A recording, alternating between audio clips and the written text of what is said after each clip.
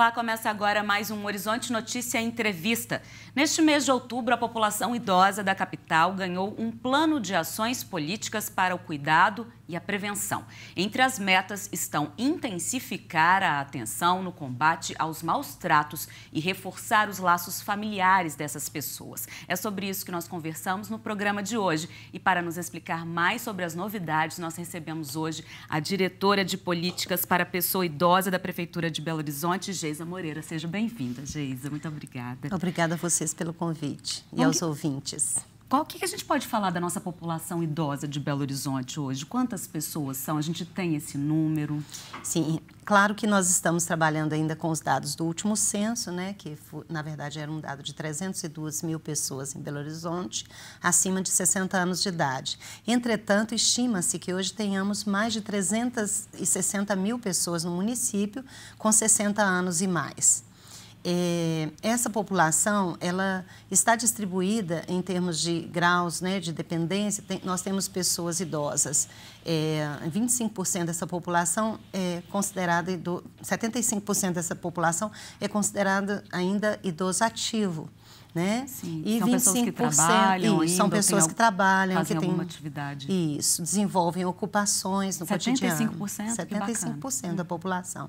E apenas 25% da população, mas que é um número muito grande, sim, né? Sim. Que representa um número muito grande. Quando eu falo apenas, é que, na verdade, não é um apenas não, desculpem, mas, na verdade, 25% da população em situação de semidependência e alguns ainda em dependência, né, em maior grau de dependência. Como é que vem evoluindo as políticas públicas voltadas para essa população aqui em Belo Horizonte, né, diante desse número tão grande de pessoas nessa situação de dependência, de vulnerabilidade? Na verdade, né, se a gente for pensar de 2 décadas para cá, a gente teve uma conquista nós tivemos conquistas interessantes na política de atenção à pessoa idosa. Por exemplo, né, na luta política de pessoas idosas protagonistas, nós conseguimos o equipamento da diretoria, e é o CRPI, que é o Centro de Referência da Pessoa Idosa, que hoje é um equipamento com o qual a prefeitura conta para acolher pessoas idosas e, na verdade, além do acolhimento, né, para atividades, porque são desenvolvidas lá mais de 21 atividades diferentes, e além disso, além das atividades, a possibilidade de espalhar e expandir essas atividades para os grupos de convivência e para os outros serviços, para acolher pessoas de outros serviços também que necessitam de atividades. E além disso, a gente também conquistou, por exemplo, o Fundo Municipal do Idoso, que eu acho que é muito interessante, né? A lei de criação do fundo está aí, nós estamos, inclusive, com o edital aberto, né, durante esse mês, para a sociedade civil poder acessar o fundo, os recursos do fundo, para também atuarem em projetos juntamente com o governo. E o importante quais são as possibilidades é aí dentro disso? O que esse fundo pode proporcionar? De que forma essas pessoas podem participar? As pessoas têm, as associações, né, e organizações têm que estar cadastradas no Conselho. Isso é uma prerrogativa. E já tem que ter desenvolvido várias ações focadas na pessoa idosa. Então, na verdade, eles acessam o fundo, eles podem desenvolver projetos de acordo com as linhas que a gente colocou no edital.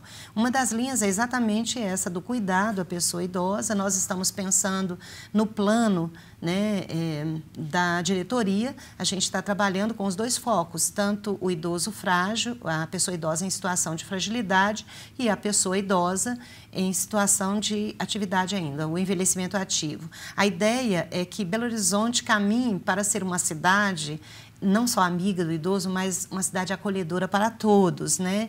E o plano, ele envolve também características que são importantes do ponto de vista das políticas públicas, porque ele foca principalmente a transversalização das políticas no CRPI, por exemplo, que é esse equipamento criado. Para quê? Para que a gente possa desenvolver novas tecnologias. Está previsto, né, um centro de estudos e pesquisas no próprio CRPI e que nos auxilie. Nós estamos pensando na criação do Observatório de Políticas de Atenção à Pessoa Idosa, políticas e serviços de atenção à pessoa idosa, para nos garantir ter dados para sustentar as políticas. Na verdade, a gente ainda precisa de mais dados. É essencial isso, né? Esse levantamento de qual é a situação, a real situação dessas pessoas, para que isso seja trabalhado. Então, esse plano é um plano de ação de políticas para a pessoa idosa. Vai trabalhar dois eixos aí principais, que é o cuidado e a prevenção, né? Como é que isso vai funcionar e por que dessa escolha desses dois eixos? Sim, na verdade porque nós temos uma heterogeneidade no envelhecimento. A gente não pode falar de envelhecimento como se fosse uma coisa só, né? O envelhecimento de pessoas em situação de vulnerabilidade geralmente leva mais à fragilidade. Entretanto, a fragilidade ela permeia por todos os segmentos da população. E pensar o envelhecimento com fragilidade é apoiar também aquilo que a gente considera serviços, né, de complexidade mais elevada e que necessitam de um apoio constante. Por exemplo, agora foram aumentadas as per capitas, né, em 6% a 20%, dependendo do grau de complexidade da pessoa idosa. Então, foram aumentados as per capitas para as pessoas que estão em situação de institucionalização. As per capitas é o valor atribuído, né? Porque, na verdade, a Prefeitura ela trabalha com instituições de longa permanência que são parceiras da Prefeitura e nessas instituições a Prefeitura aloca um recurso para apoiar essas pessoas em situação, né, de institucionalização. Entretanto, as nossas ações são muito mais no sentido de não se necessitar chegar à institucionalização, por isso a prevenção, né, e mais a promoção da saúde. Nesse sentido, a promoção da saúde da pessoa idosa requer que nós pensemos as políticas públicas de forma mais integrada e transversalizada em vários serviços. Daí a criação do CRPI é de suma importância porque ele vai fazer com que essas tecnologias sejam desenvolvidas no espaço de acolhimento à pessoa idosa. Hoje ele atende mais de 6.500 pessoas, né? Durante o ano, então são vários usuários ali, nós temos várias atividades, né? Desde atividades culturais, educativas, de lazer e esportes. Além disso, no plano, nós também, nesse ano de 2018, vão ser desenvolvidos projetos de apoio aos grupos de convivência comunitários. O município está lançando, né, por via do fundo e em parceria com a sociedade civil, o Recicle, que é rede de empoderamento comunitário do idoso na cultura, no lazer e na educação. Que foi um projeto, né, até criado, na verdade, juntamente com a Universidade Católica de Minas Gerais,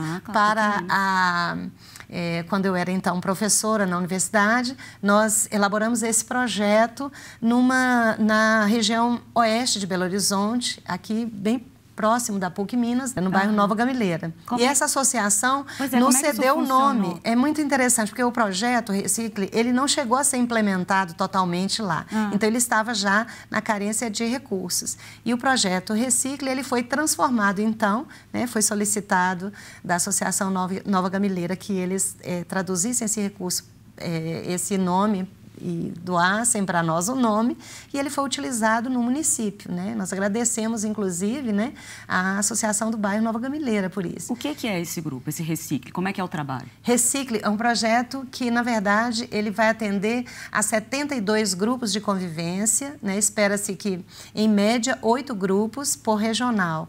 Então, que a gente atenda a 72 grupos de convivência durante o ano de 2018, provendo para esses grupos oficinas, né? Várias oficinas de cultura, de educação, lazer e cultura. Então, são 3 oficineiros que vão estar presentes no grupo e também a gente vai dar um apoio administrativo aos grupos, porque os grupos, muitas vezes, suas coordenadoras, elas precisam de apoio técnico e até então eles não recebiam esse apoio técnico. É um projeto de apenas um ano e ele vai tentar solidificar essas ações do grupo. Na verdade, então vai ter presente um contador e uma pessoa que é um articulador político para fortalecer o grupo e gerar sustentabilidade. A ideia é que o projeto também nos auxilie a fomentar a rede local de proteção e defesa da pessoa idosa.